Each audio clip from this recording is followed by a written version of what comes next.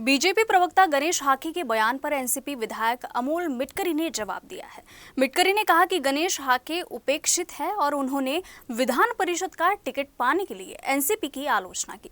मिटकरी ने यह भी कहा कि हाके की हालत जख्मी हंस की तरह है। साथ ही मिटकरी ने यह भी सलाह दी कि हाके को इस बात का ख्याल रखना चाहिए कि उनका आने वाली गणेश चतुर्थी से पहले विसर्जन न हो जाए।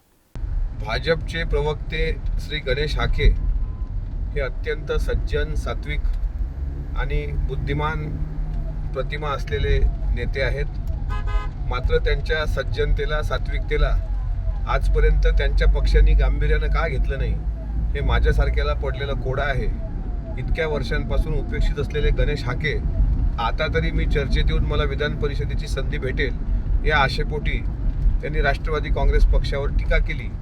हे जरी खरं असलं तरी गणेश हाकेंची पक्षाची अवस्था आहे ती अवस्था म्हणजे बाण लागलेल्या राजहंसासारखी आहे। त्यामुळं त्यांना आता नवीन ऊर्जा प्राप्त होण्याकरता त्यांनी ते वक्तव्य केलंय।